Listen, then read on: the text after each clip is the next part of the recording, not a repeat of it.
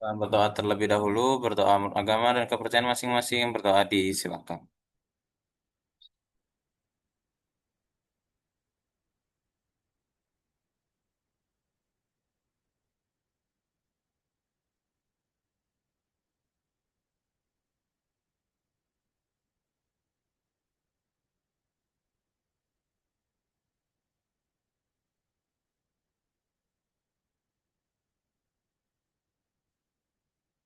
Berdoa dicukupkan. Oke. Em, ya, kali ini materinya adalah keterbagian bilangan ya. Jadi sebetulnya ini adalah materi yang cukup banyak sekali menguras analisis ya, karena mainannya analisis. Tapi kalau dasarnya aljabarnya udah bagus, analisisnya akan terasa mudah gitu. Nah, apa aja sih yang akan kita pelajari pada hari ini? Yaitu yang pertama adalah himpunan bilangan bulat. Yang kedua adalah faktor dan keterbagian. Dan yang ketiga, ini pengayaan ya. Kalau misalnya waktu kita cukup, kita akan coba pelajari tentang faktor positif. Gitu ya. Kalau cukup, kita coba pelajari teorema faktor positif. Itu kepake banget di banyak hal.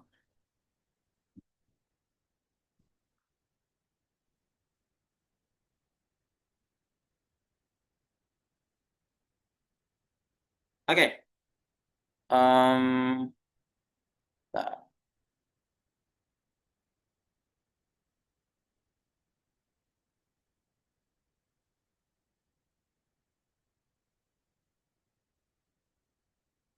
nah, kita masuk ke himpunan bilangan bulat terlebih dahulu. Kayak ini sebenarnya pemanasan ya. Jadi gini, himpunan bilangan bulat itu terdiri dari bilangan bulat negatif, nol, dan bilangan bulat positif.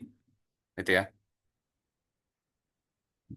Oke, bilangan bulat negatif, nol, dan bilangan bulat positif. Jadi, ini tuh simbolnya adalah double Z. Ya, double Z. Jadi ketika kalian ketemu bentuk seperti ini, ya, itu adalah himpunan bilangan bulat. Diambil dari bahasa Jerman ya, yaitu Zahlen.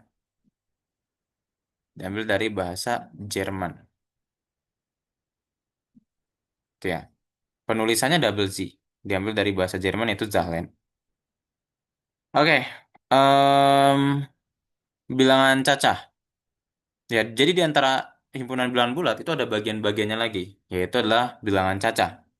Nah, kalau di soal, biasanya tuh bilangan cacah itu disebutkan adalah bilangan bulat non negatif.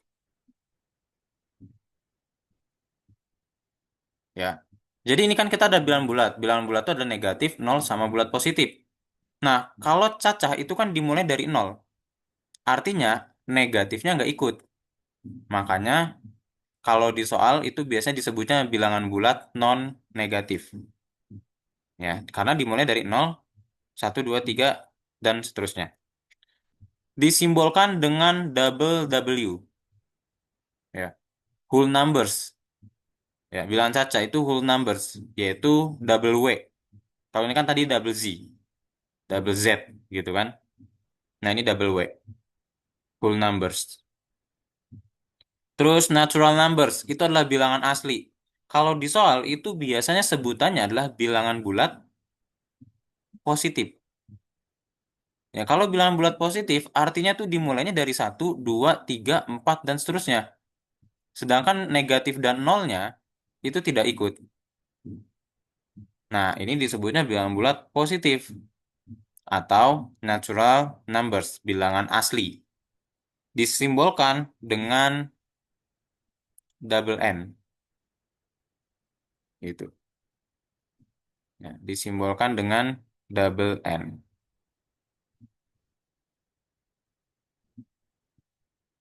Natural numbers. Itu. Kemudian ada odd numbers. Nah, odd numbers itu tuh bilangan ganjil ya. Nggak ada simbolnya. Tapi bentuk umumnya itu adalah 2K plus 1 atau 2K min 1. Nah, itu yang disebut dengan bilangan ganjil. Ya. Coba aja untuk K berapapun, ya, misalkan K-nya 2. Nanti kan jadinya 2 kali 2 tambah 1, 5, gitu kan? 2 kali 2 tambah 1 sama dengan 5. Atau yang satunya pun 2 kali 2 kurang 1, 4 kurang 1, 3. Ya, jadi, em, apa sih namanya? Untuk K berapapun, bentuk ini dan bentuk ini pasti akan menyebabkan dia menjadi bilangan ganjil. Gitu ya. Pasti akan menyebabkan dia menjadi bilangan ganjil. Kemudian bilangan genap, even numbers. Ya, jadi kalau bentuk umum bilangan genap itu adalah 2K. Ya, 2 kali K. 2 kali berapapun pasti hasilnya akan menjadi bilangan genap. Square numbers. Square numbers itu adalah bilangan kuadrat. Ya, perhatikan. Satu itu dari satu kuadrat, 4 itu dari 2 kuadrat, 9 itu 3 kuadrat, 16 itu 4 kuadrat, dan seterusnya. Ya, berarti setelah 16, bilangan kuadrat berikutnya adalah 25. Setelah 25, bilangan kuadrat berikutnya itu adalah 49, dan seterusnya. Itu ya. Selanjutnya, cube numbers. Itu adalah bilangan kubik. Oh ya, sorry. Nah, sehingga kalau yang bilangan kuadrat, ini tuh disimbolkan dengan n kuadrat. Ya, ini adalah bentuk umum bilangan kuadrat. Terus cube numbers, bilangan kubik. Ya, berarti satu kuadrat. Sorry, kok kuadrat sih? Satu kubik ya. Kubik itu artinya pangkat 3 ya. Dua kubik, 3 kubik, 4 kubik, ya. Dan seterusnya. Artinya setelah 64, bilangan kubik berikutnya adalah 125.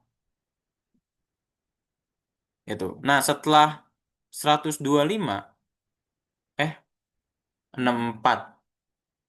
6, eh, 4 ya, betul, betul. Bukan 125, Deng. 5 pangkat 3 itu 625, gitu ya. Jadi setelah 64 itu kan 5 pangkat 3. 5 pangkat 3 itu, oh betul, 125, maaf. 5 pangkat 3, 125. Gitu. Nanti 6 pangkat 3 itu 216. Ya, jadi, ya udah urutin aja bilangan kubik. Itu. Nah, simbolnya itu adalah N pangkat 3 ya. Bentuk umumnya itu adalah N pangkat 3. Kayak gitu.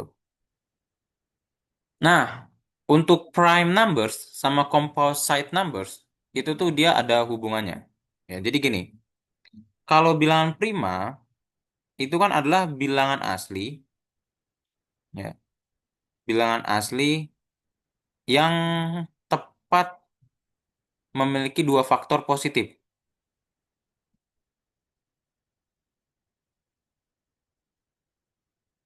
Ya, atau kalau di sekolah, ya di SD, itu biasanya gini, bilangan prima adalah bilangan yang hanya bisa dibagi oleh satu dan dirinya sendiri. Ya. Nah, itulah yang disebut bilangan prima. Kalau definisi secara formalnya, matematikanya, itu adalah bilangan asli yang tepat memiliki dua buah faktor positif. Sehingga kalau kita punya bilangan prima P, maka P itu adalah satu kali P, atau bisa kita tulis P kali satu. Nah, ini nanti penggunaannya akan banyak sekali dalam analisis, ya, di bilangan prima. Kemudian, kalau komposit, ya, komposit itu adalah bilangan asli, ya, lawannya dari bilangan prima. Ya, bilangan asli yang memiliki faktor positif lebih dari dua.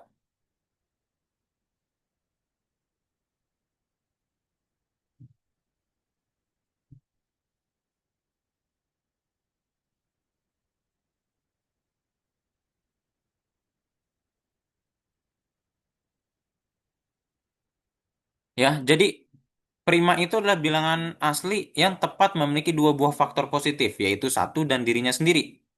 Kalau komposit itu adalah bilangan asli yang memiliki faktor positif lebih dari dua. Artinya komposit itu adalah lawan dari prima.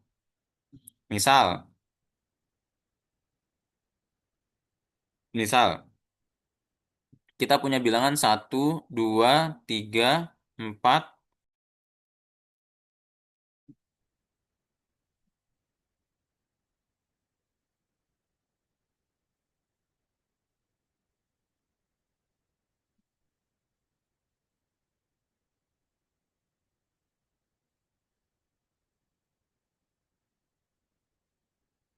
Oke, maaf ya.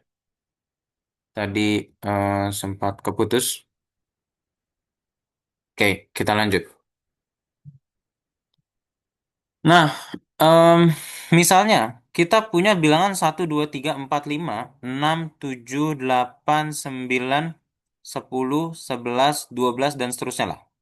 Itu. Nah, bilangan prima itu adalah bilangan-bilangan yang faktornya hanya satu dan dirinya sendiri. Ya, yaitu hanya bisa dibagi oleh satu dan dirinya sendiri, yaitu 2, 3, 5, 7, 9 bukan prima ya, 11 dan seterusnya. Nah, itu adalah bilangan prima. Selain bilangan prima, itu disebutnya bilangan komposit. Ya, 4 itu komposit, 6 komposit, 8 komposit, 9 komposit, 10 komposit, 12 komposit, 13 komposit, 13 mah prima, sorry, 13 prima, 14 komposit, dan seterusnya. Nah, itu adalah bilangan prima dan bilangan komposit. Terus satu gimana? Satu ini unik. Ya, jadi satu ini tidak termasuk komposit, juga tidak termasuk prima. Karena, ya, definisi dari bilangan prima itu kan tepat memiliki dua buah faktor, yaitu satu dan dirinya sendiri. Kalau satu, itu hanya dirinya sendiri, yaitu satu. Jadi hanya satu faktor. Ya, prima aja nggak masuk, apalagi komposit. Komposit kan faktornya harus lebih dari dua, sedangkan satu itu hanya satu faktornya. Nah, ini adalah bagian-bagian dari himpunan bilangan bulat. Silakan, boleh dipahami dulu. Jika ada yang ditanyakan, boleh ditanyakan.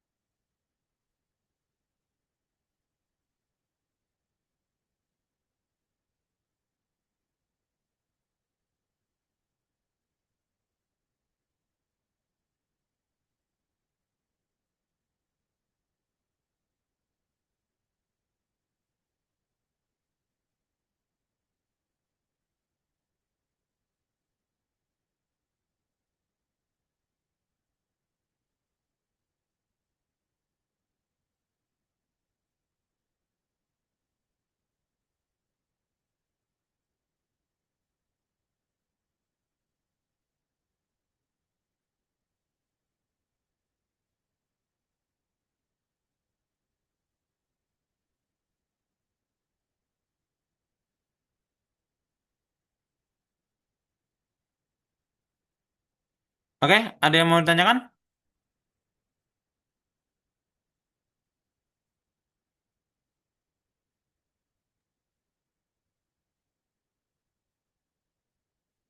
Tidak, Pak. Nggak ada. Oke, kalau nggak ada kita lanjut. Nah, kalian baca dan pahami dulu ya. Bapak kasih waktu 3 sampai 5 menit deh. Ini Bapak kasih nomor. Kalau ada yang nggak paham, tanyakan aja. Kalau udah clear, nanti kita langsung lanjut ke soal.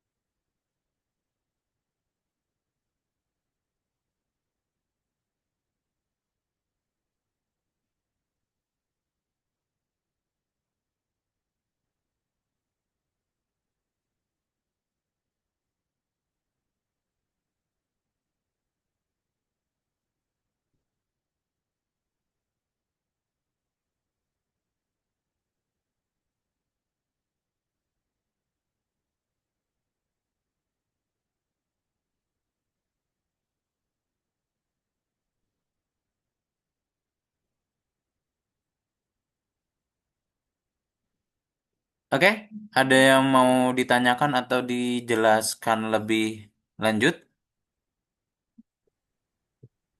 Yang nomor 10, Pak. Nomor 10.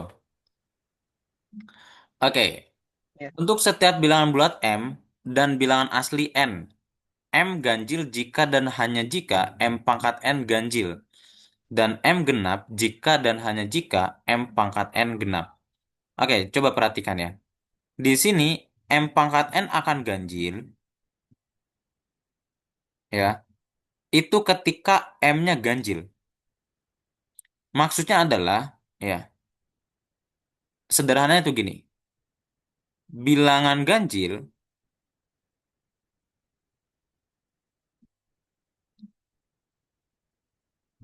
jika dipangkatkan berapapun, jika dipangkatkan berapapun, akan selalu ganjil. Itu. Dan termasuk yang satunya, M genap. Jika dan hanya jika M pangkat N adalah genap. Ya, sini kan M-nya genap ya. Itu kan. Ya, jadi sama kayak gitu ya. Jadi bilangan genap jika dipangkatkan berapapun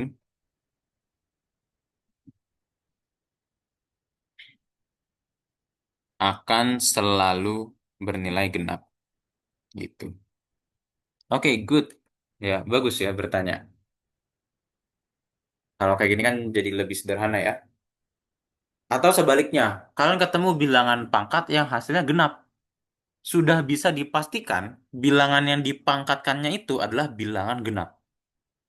Atau kalian ketemu bilangan berpangkat hasilnya adalah ganjil. Sudah bisa dipastikan bilangan yang dipangkatkannya itu pasti ganjil.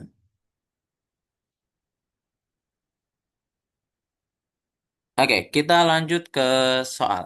Silakan, soal nomor 1. Jawabannya apa? Ketik aja di kolom chat ya.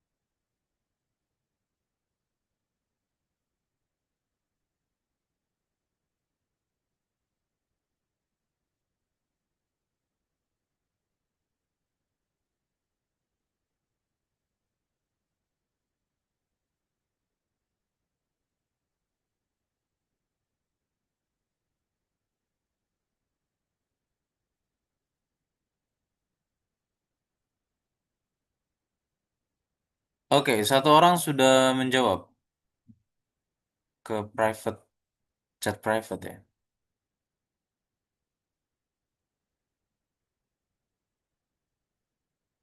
Dua orang, oke, jawabannya sama.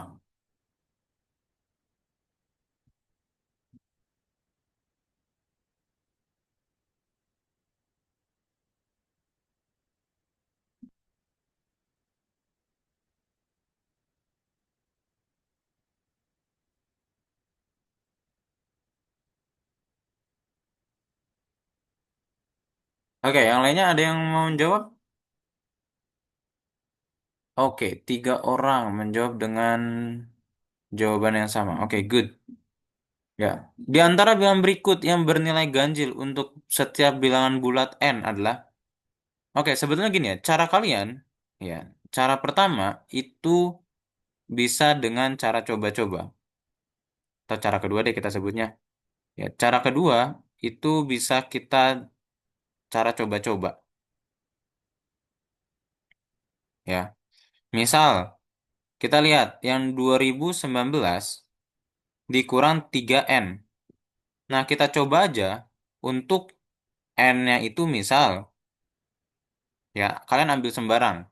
Misal N-nya boleh 3 sama N-nya 10. Jadi yang kalian coba N-nya untuk bilangan genap. Ya. Kan kalau N-nya 3 berarti nanti jadinya 2019 dikurang 3 kali 3. Berarti 2019 dikurang 9. Ganjil kurang ganjil kan hasilnya genap. Ya enggak? Ini adalah 2010. Nah ini kan genap. Kalau yang ini 2019 dikurang 3 kali 10. Berarti 2019 dikurang 30. Berarti ini 2000 kurang 20. 1989 ya. Nah, ini ganjil, ya kan? Oh, nggak konsisten tuh. Bisa ganjil, bisa genap, ya kan? Berarti yang ini bukan, ya. Nah, kalian bisa mencoba-coba dengan cara yang dengan bentuk yang lain, itu ya. Kalian coba-coba aja lah, itu. Nah, kalau cara pertama, ya, kita lakukan analisis. Kalau 2019 jelas dia ganjil, ya kan? Tapi kalau 3N itu bisa ganjil, bisa juga genap. Ya, jadi ketika ganjil dikurang ganjil, itu hasilnya adalah genap. Ganjil kurang ganjil hasilnya adalah genap. Tapi kalau ganjil kurang genap, itu hasilnya ganjil. Nah, ini bisa ganjil, bisa genap. Artinya ya udah, bukan yang diinginkan. Itu. Kalau yang nomor 2, ini juga sama. Ya, sorry, yang B. Ini juga sama, 2019 jelas ganjil. Tapi N-nya, kalau N-nya 1 kan ganjil. Ganjil tambah ganjil genap. Kalau N-nya 2 kan genap. Ganjil tambah genap itu adalah ganjil. Jadi ini juga sama. Masih bisa ganjil atau genap. Ya.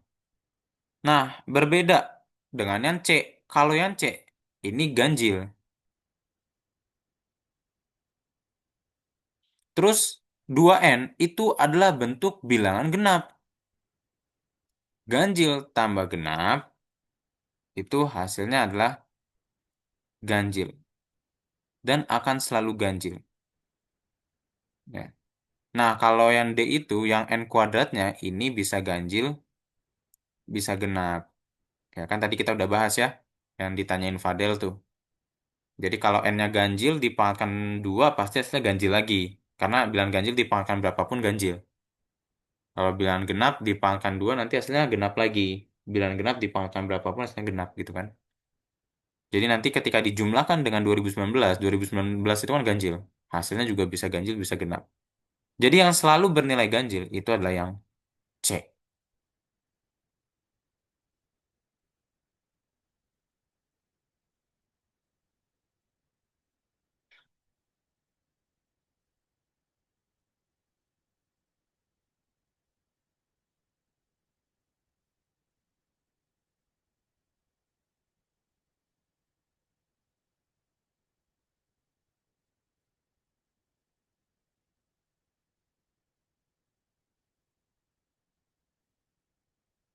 Oke, lanjut ke soal berikutnya. Silakan.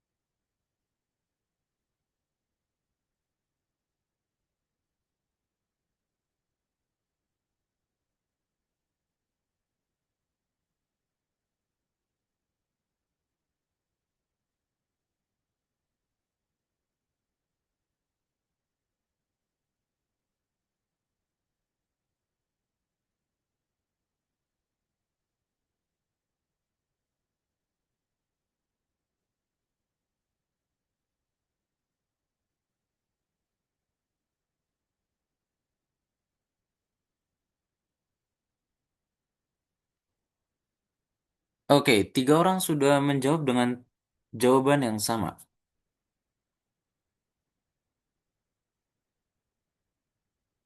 Yang lain ada lagi yang mau jawab?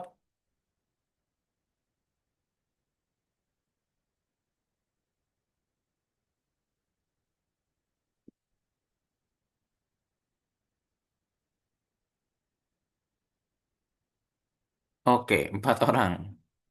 Sip, jawabannya sama semua, yaitu yang D. Ya, kalian lihat, 2 kali N, ya walaupun N-nya bilang berpangkat pun, ketika dikalikan 2, itu pasti hasilnya akan selalu genap. Gitu ya. Kemudian ditambah, 5 itu adalah ganjil. Genap tambah ganjil, pasti hasilnya akan selalu ganjil. Jadi untuk soal ini jawabannya yang D.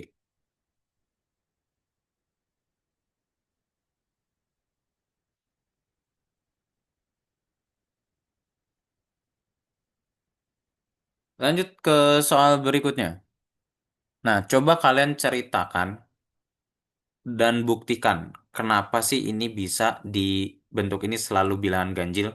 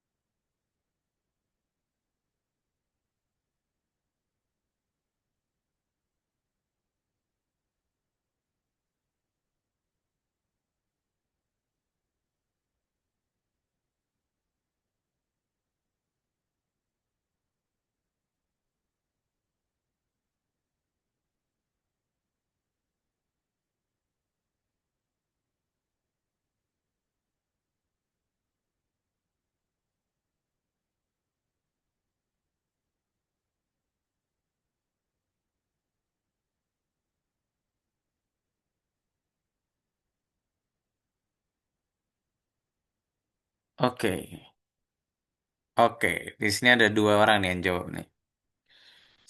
Karena 2 N pangkat 2 sama dengan 2 N hasilnya pasti genap. Lalu ditambah dengan satu hasilnya akan menjadi ganjil. Karena genap tambah ganjil sama dengan ganjil.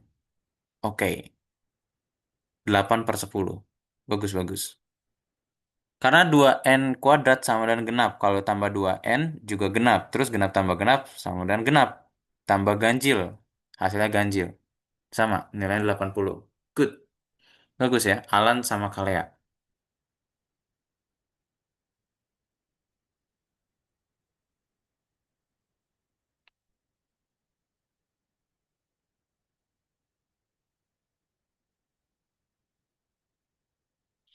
Oke, ya jadi jawaban teman kalian itu udah betul ya. Gitu. Tinggal dituangkan saja dalam bentuk matematika. Ya, jadi gini, ini kan yang diminta adalah bilangan ganjil. Kita harus pahami dulu. Bilangan ganjil itu bentuk umumnya adalah 2K+1 atau 2K-1. Artinya kita harus mengubah bentuk 2N kuadrat tambah 2N+1 ini menjadi bilangan atau menjadi bentuk 2K+1 atau 2K-1. Ya. Sekarang perhatikan. Kita punya 2N kuadrat tambah 2N+1. Ya. Bentuk ini bisa kita faktorkan duanya. Sehingga kita punya 2 dikali n kuadrat plus n.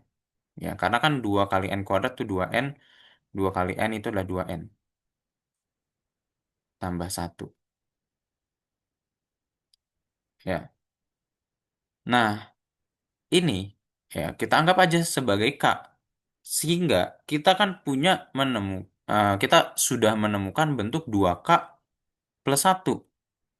Ya, dengan K-nya itu adalah n kuadrat plus n. Ya. Dan ini adalah bentuk bilangan ganjil.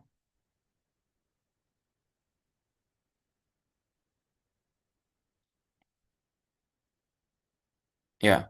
Nah, sehingga kesimpulannya ya, karena bentuk 2n kuadrat plus 2n plus satu dapat diubah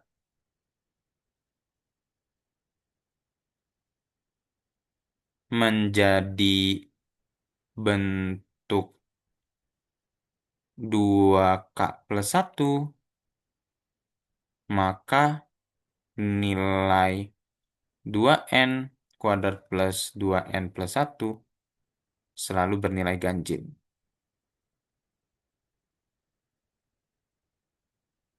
Nah, itu kalau dijelaskan secara matematikanya. Oke, good ya. Jadi Bapak kira ini kalian sudah bisa paham. Yang penting analisisnya sudah dapat. Ya, kalau soal argumen kayak gini mah biasanya di tingkat nasional, ya, atau di tingkat lebih lanjut lah. Kabupaten kota mah pilihan ganda. Tidak ada presentasi, tidak ada argumen. Kita lanjut ke materi faktor bilangan. Ya. Gini, jadi sebuah bilangan bulat A dikatakan membagi B. Ditulisnya adalah A garis B. Jika terdapat bilangan bulat K sehingga B itu sama dengan A kali K. Selanjutnya, bilangan bulat A disebut sebagai pembagi dari B. Nah, pembagi dari B itu disebutnya faktor. Itu ya. Nah, jadi gini, kalau kalian melihat notasi A garis B, ya, ini artinya adalah A membagi B. Gitu. Atau semisal kalian masih asing dengan bentuk ini, maka bentuknya itu kurang lebih kayak gini. B per A. Ya, artinya B ini bisa dibagi oleh A. A itu membagi B, artinya B bisa dibagi oleh A. Atau mau dibaca juga A membagi B, bacanya dari bawah berarti. Itu juga bisa. Nah, kalau misalnya B itu bisa dibagi oleh A, maka A itu adalah faktor atau pembagi dari B. Ya, maka A ini adalah faktor. Ya, faktor itu bahasa Indonesia adalah pembagi dari B. Ya. Atau ketika kita punya bentuk seperti ini, ya, bentuk B sama dengan A kali K,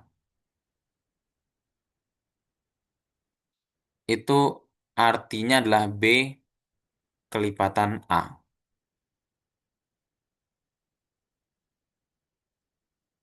Ya. Misal contohnya tuh gini ya. Kita tahu bahwasanya 6 bagi 2 itu adalah 3. Ya. 2 ini itu kan disebutnya pembagi karena bisa membagi 6. Ya, atau bahasa matematikanya adalah faktor. Itu. Nah, kalau seandainya misal duanya kita pindah ruaskan ke kanan, ya, kan pembagian pindah ruas jadi perkalian. Sehingga bisa ditulis 6 itu sama dengan 3 kali 2. Nah, 3 ini adalah hasilnya, hasil bagi. Nah, sedangkan 2 ini adalah pembagi. Nah, kemudian kenapa B itu adalah kelipatan A? Lihat, 6 itu bisa kita sebut sebagai kelipatan 2 karena 3 kali 2. Atau boleh juga disebut kelipatan 3 karena 3 kali 2. Ya, atau karena 2 kali 3. Sama aja gitu ya. Tapi ya udah, kita mengacunya adalah A ini sebagai faktor atau sebagai pembagi. Maka ya udah kita sebut aja B itu adalah kelipatan dari 2. Karena 2 kali K itu baru dapat 6. Atau misalnya ini 3, 3 kali K. Nah, itu adalah kelipatan 3. Gitu. Alias bisa dibagi oleh 3. Nah, sekarang pertanyaannya adalah, apakah min 4 merupakan faktor dari 12? Jawabannya iya atau tidak?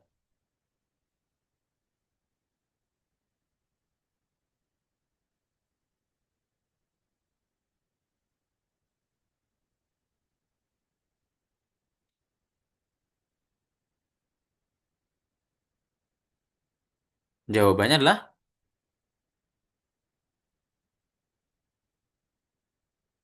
iya. Negatif 4 merupakan faktor dari 12. Ya enggak? Kenapa? Karena terdapat negatif 3 yang merupakan bilangan bulat,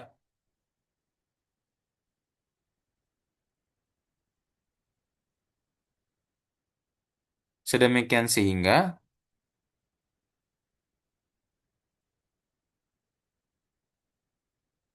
12 itu sama dengan min 4 kali min 3.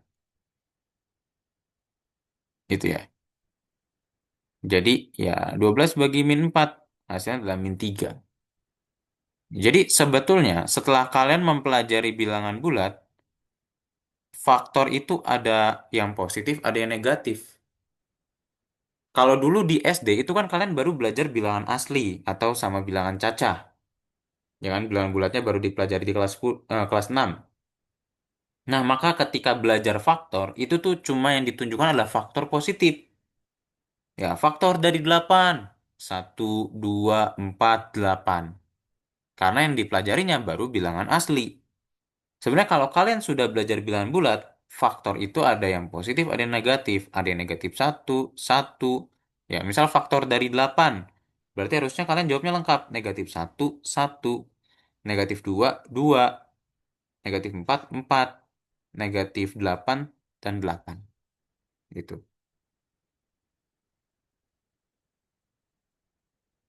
Nah, apakah 3 merupakan faktor dari 16? Jawabannya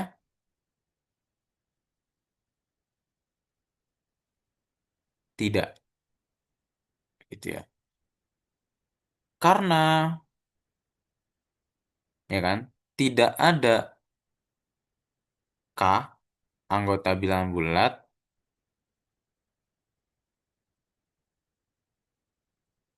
sedemikian sehingga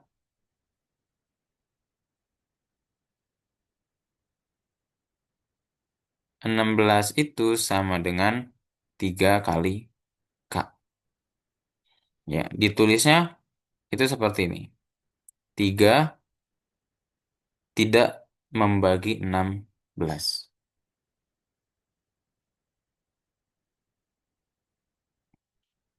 Oke, sampai di sini dulu. Kira-kira apakah ada yang mau ditanyakan?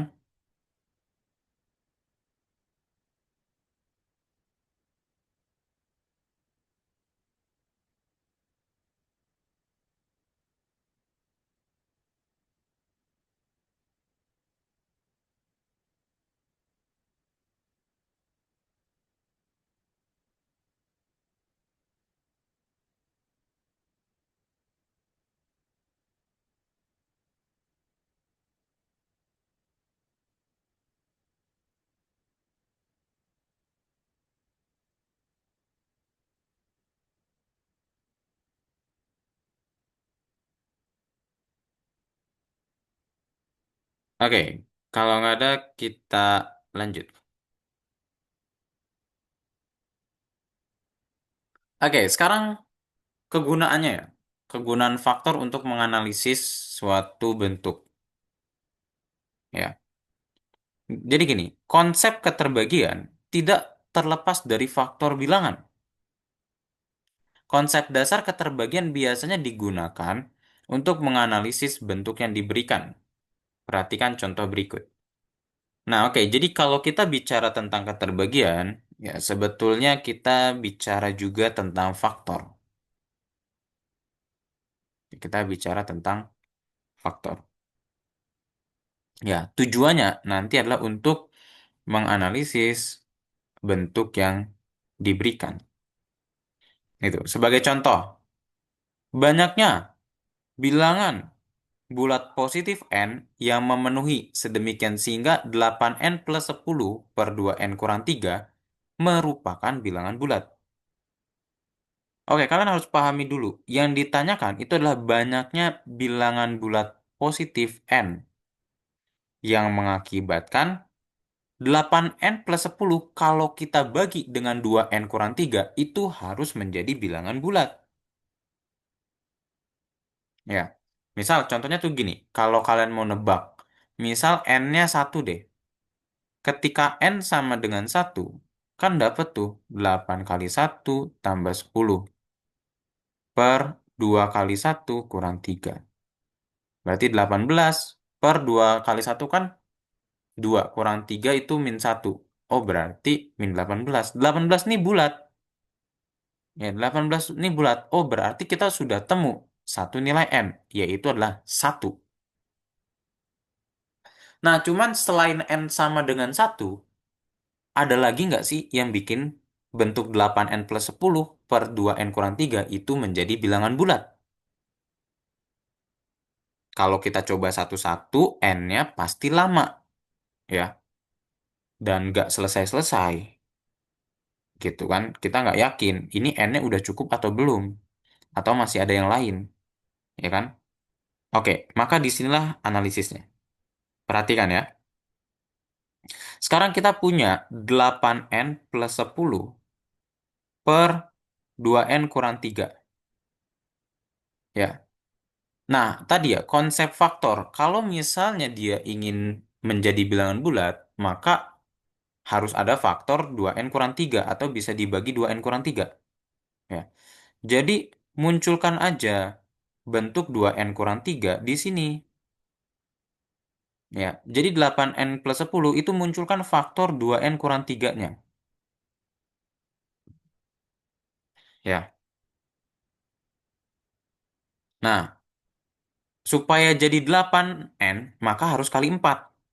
Ya kan? Tapi perhatikan, ketika kita kali 4 ya, 4 kali 2n, 4 kali min 3. Ya, kita coba cek di sini ya. 4 kali 2n kurang 3. Ya, kita kalikan kan? 4 kali 2n, 4 kali min 3. 4 kali 2n itu 8n. 4 kali min 3 itu adalah min 12. Oh, ternyata bentuknya 8n kurang 12. Padahal yang diminta adalah 8n plus 10. Sehingga harus kita apakan nih? Min 12 ini supaya jadi plus 10.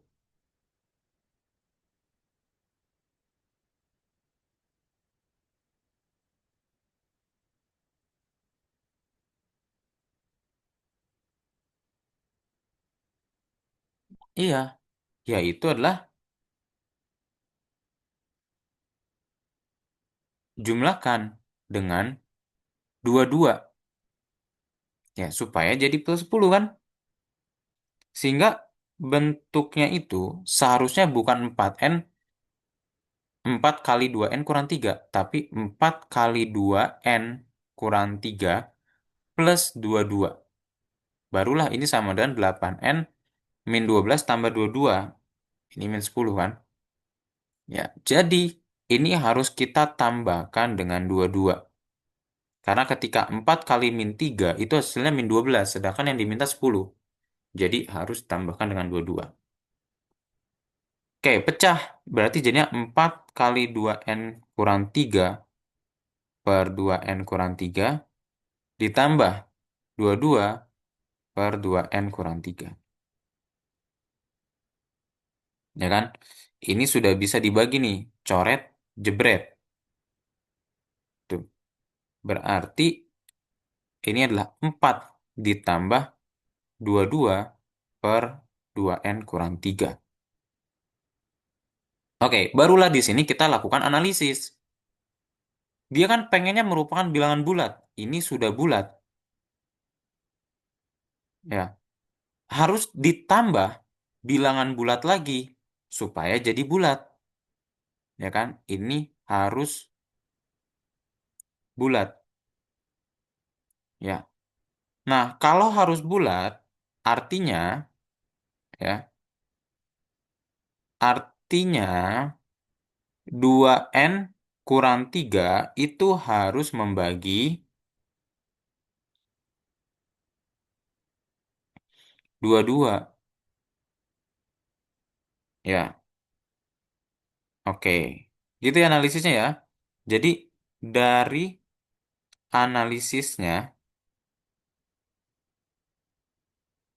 maka artinya itu 2N kurang 3 merupakan faktor dari 22.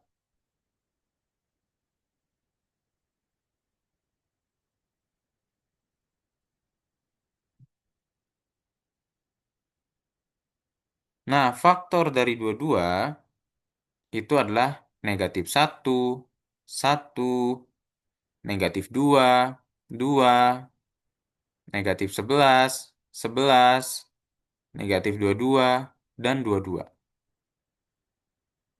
Nah, ya udah, kita uji aja masing-masing. Oh, 2N kurang 3 ketika nilainya min 1. Berarti 2N sama dengan min 1 tambah 3. 3-nya pindah ruas. Berarti 2N sama dengan 2. Min 1 tambah 3 kan 2. N-nya sama dengan 2 per 2. Berarti N-nya sama dengan 1. Kemudian, yaitu ketika 2N kurang 3 sama dengan 1. 3-nya pindah ruas jadi plus. Oh, berarti 2N sama dengan 4. 2-nya pindah ruas, 4 bagi 2. Oh, berarti N-nya sama dengan 2. Gitu. Oke, ketika 2N kurang 3 sama dengan min 2. Berarti 2N sama dengan min 2 tambah 3, yaitu 1. Oh, berarti N-nya sama dengan 1 per 2. Kemudian, ketika 2N kurang 3 sama dengan 2, 3-nya pindah ruas, berarti 2N sama dengan 5. Oh, berarti N-nya sama dengan 5 per 2. Lagi, 2N kurang 3 sama dengan min 11. Oh, berarti 2N sama dengan min 11 tambah 3, itu min 8. Oh, berarti N-nya itu sama dengan min 8 bagi 2, yaitu min 4. Lagi, 2N kurang 3 sama dengan 11. Berarti 2N sama dengan 14. Oh, berarti N-nya sama dengan 14 bagi 2, yaitu 7. Lagi, 2N kurang 3 sama dengan min 22. Berarti 2N sama dengan min 22 tambah 3, min 19. N-nya itu sama dengan min 19 per 2. Kemudian terakhir, 2N kurang 3 sama dengan 22. Ini kan terakhir tuh 22. Berarti 2N sama dengan 25. Oh, berarti N-nya sama dengan 25 per 2. Gitu. Nah, dari sini yang diminta itu adalah bilangan bulat positif N. Oh, yang bulat positif tuh ini, ini. Itu. Ya. Kalau yang min 4, dia bulat, tapi tidak positif, maka ini tidak termasuk. Kalau ini bukan bulat, jelas ini tidak memenuhi. Ini juga tidak memenuhi, ini juga tidak memenuhi. Itu kan? Ya udah, kesimpulannya berarti banyaknya nilai N yang memenuhi itu ada 3. Gitu ya. Banyaknya nilai N yang memenuhi ada 3. Gitu. Jadi untuk soal ini jawabannya adalah 3. Seperti itu. Silakan boleh dipahami dulu. Jika ada yang tanyakan, boleh ditanyakan.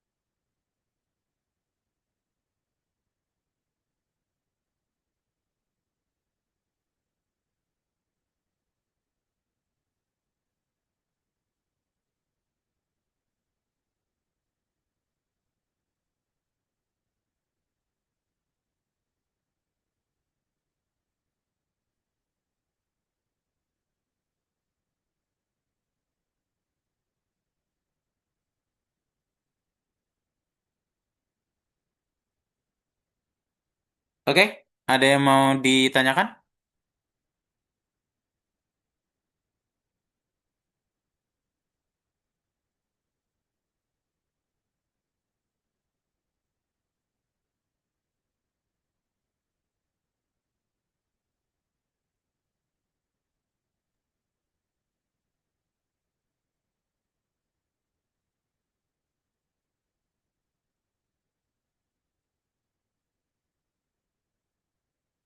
Nggak ada ya?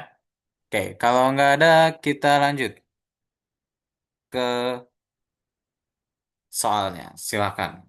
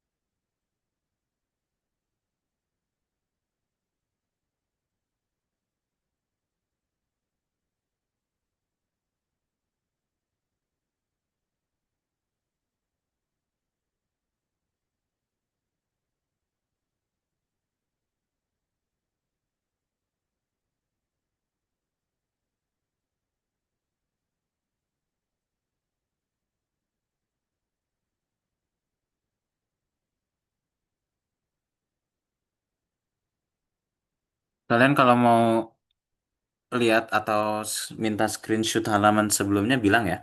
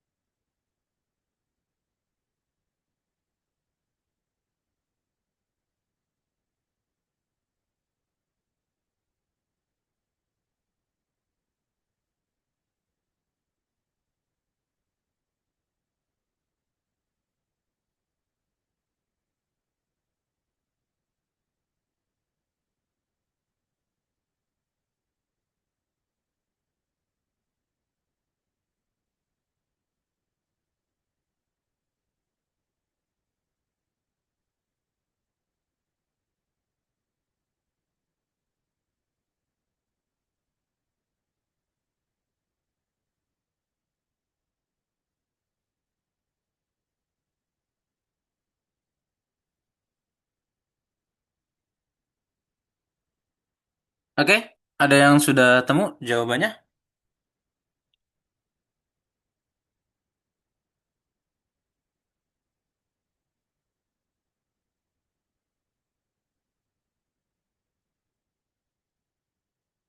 Belum. Oke. Nggak apa-apa ya. Kita coba bahas. Atau kalian masih ada yang mau mencoba? Nggak ada ya. Oke, diketahui bilangan bulat positif K, sehingga 10K plus 3 per 2K kurang satu merupakan bilangan bulat positif. Temukan semua nilai K yang memenuhi. Oke. Diminta bilangan bulat positif K ya, supaya 10K plus 3 per 2K min satunya itu jadi bilangan bulat. Kita lihat 10K plus 3 per 2K kurang satu, ya kan? Oke, berarti sama dengan di sini 5, kok 5 sih? Kita munculkan dulu faktor 2K kurang satunya, ya, gitu kan? Nah, supaya dapat 10K, berarti kan harus kali 5. Tapi perhatikan, ketika kita kalikan 5 kali 2K, 5 kali min satu. Ini kan 5 kali 2K, 10K, udah betul. Tapi 5 kali min satu itu min 5.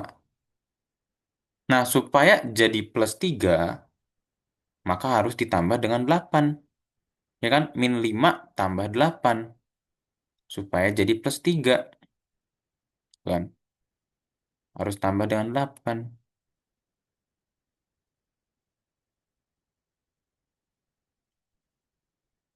Oke, satu orang jawab.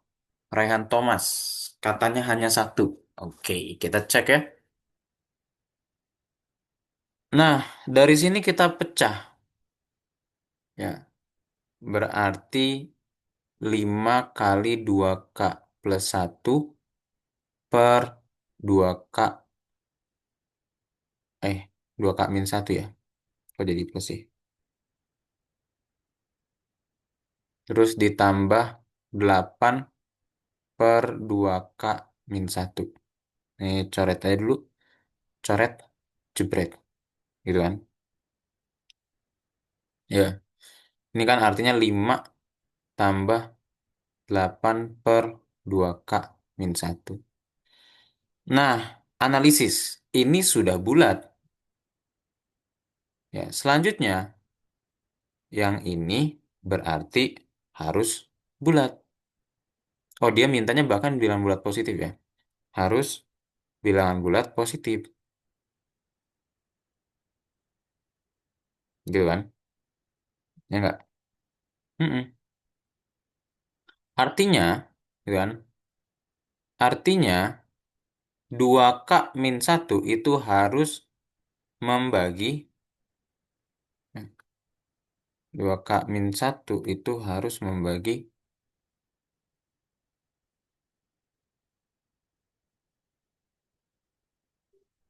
8.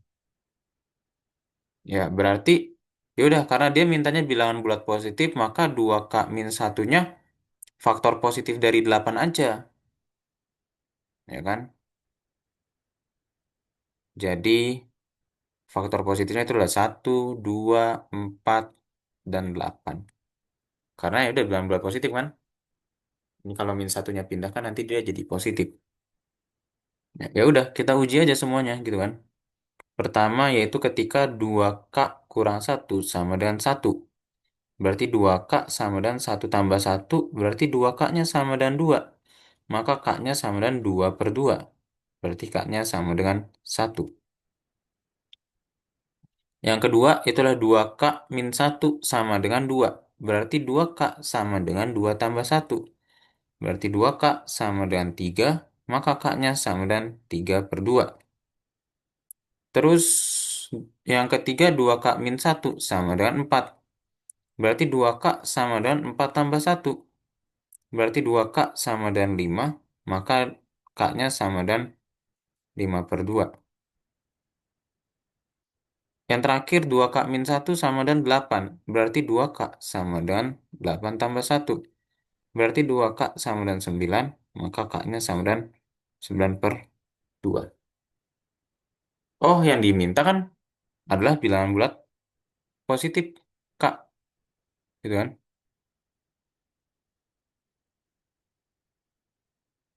Nah, jadi K-nya sama dengan satu.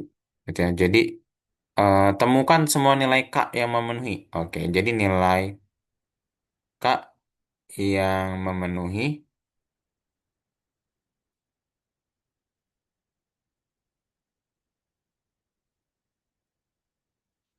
itu adalah K sama dengan satu. Selain satu nggak ada lagi ya. Seperti itu. Silakan boleh dipahami dulu. Jika ada yang ditanyakan, boleh ditanyakan.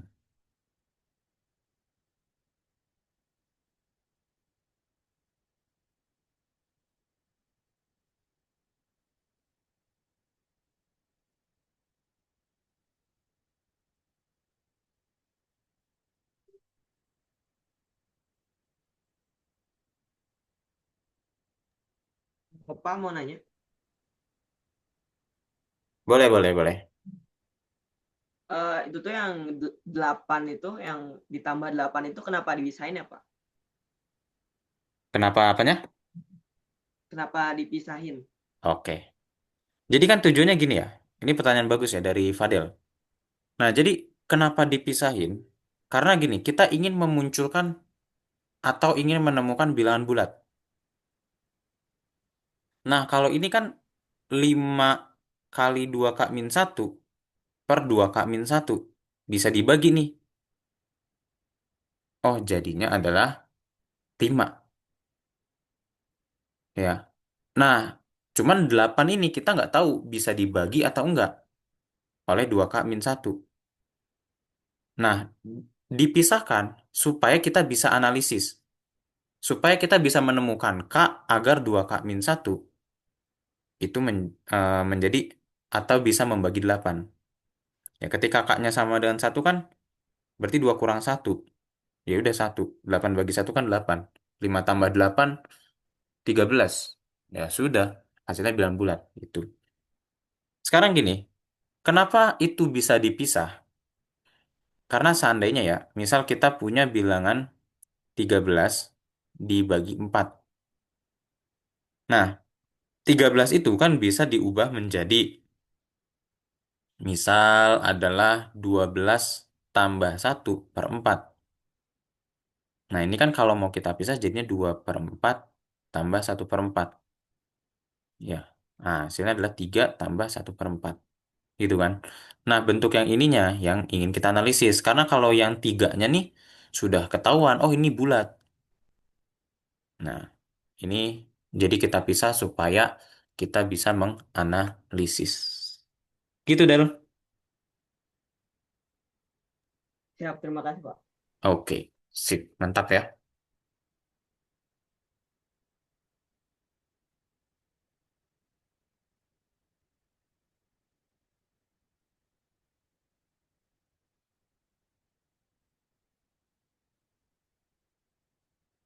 Oke, coba soal nomor 5. Silahkan.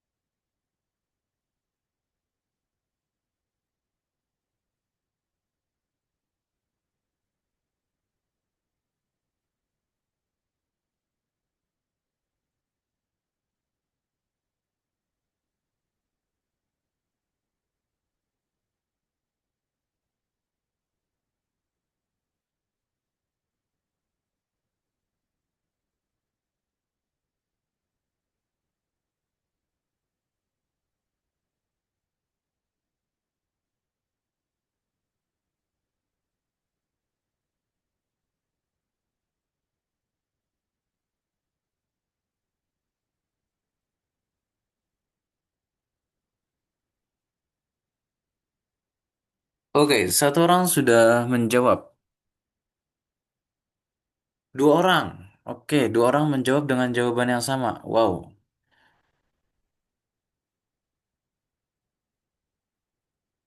Ada lagi yang mau menjawab?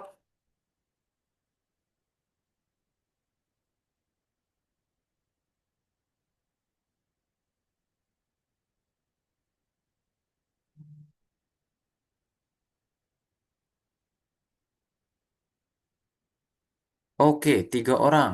Tiga orang menjawab dengan jawaban yang sama. Wow. Hebat, hebat, hebat ya.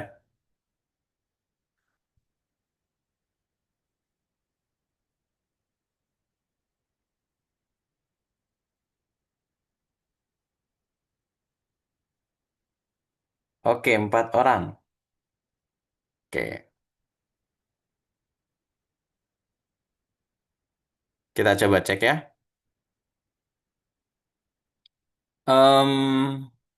Wih, lima orang. Oke, lima orang yang menjawab. Nah, tiga orang menjawab empat, satu orang menjawab tiga. Oke, kita lihat. Jumlah semua bilangan bulat N. Oke, jumlah semua bilangan bulat N. Yang memenuhi sedemikian sehingga 15N kurang 7 per 3N plus 2 merupakan bilangan bulat. Adalah, ya. Nah, jadi pertama coba kita analisis dulu aja. Ubah bentuknya 15N kurang 7 per 3N plus 2. Ya, munculkan faktor 3N plus 2.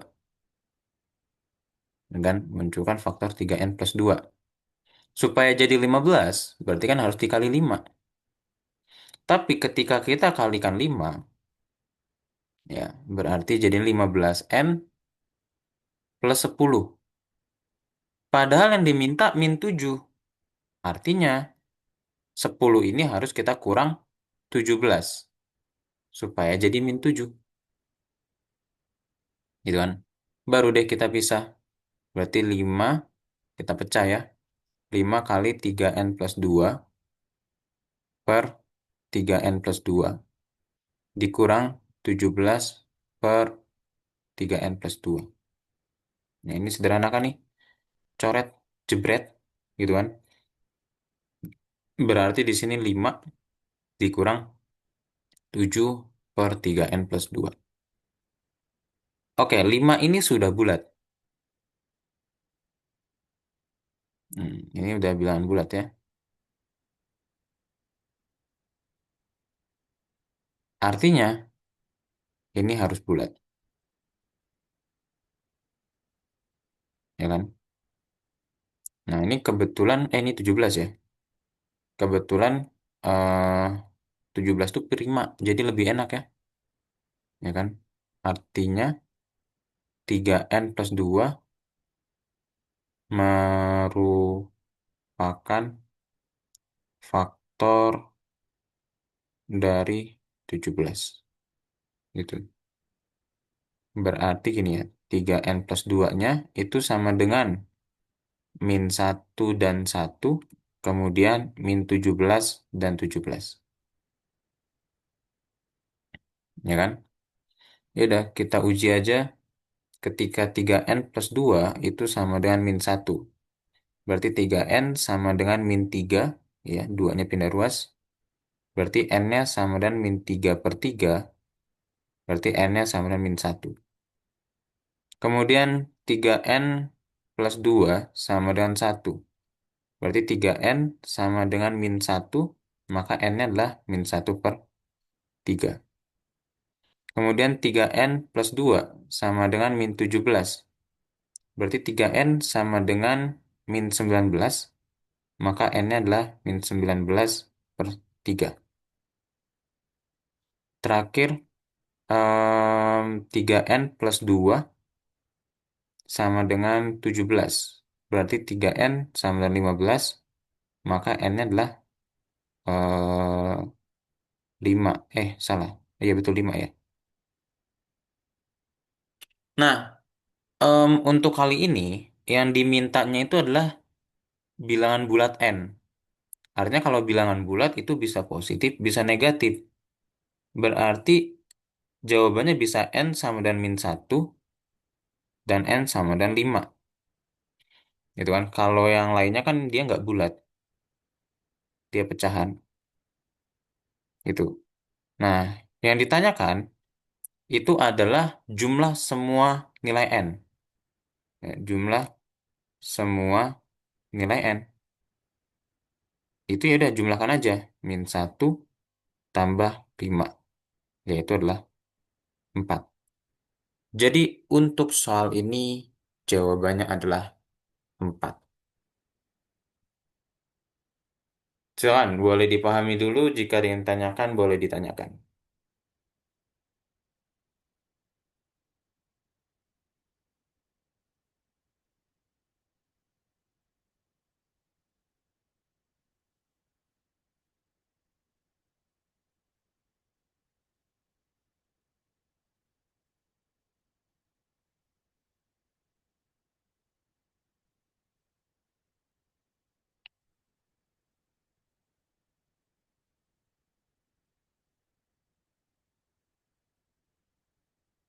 Oke, jadi beres sudah pertemuan kita. Seperti biasa, ada PR buat kalian, yaitu soal nomor 6. Silakan kalau mau difoto dulu ya. Satu, dua, tiga, cekrek. Tiga, dua, satu, cekrek. Oke, ini teorema faktor positif. Mungkin kapan-kapan kita bahas karena ini penting ya. Kalau kalian mau mempelajari mandiri juga nggak jadi masalah. Nah, ini ada drilling soal kalau mau nyoba-nyoba. Oke, beres sudah pertemuan kita. Nah, jadi itu dia tentang bilangan, ya, analisisnya ya, tentang keterbagian. Jadi hari Senin kita udah belajar aljabar, hari Kamis ini belajar tentang teori bilangan. Nanti Senin depan kita belajar geometri kalau nggak salah. Oke, Bapak akhiri. Terima kasih banyak. Mudah-mudahan bermanfaat. Kurang lebihnya mohon maaf. Assalamualaikum warahmatullahi wabarakatuh. Dadah. Waalaikumsalam. Terima kasih, Pak. Oke, sama-sama.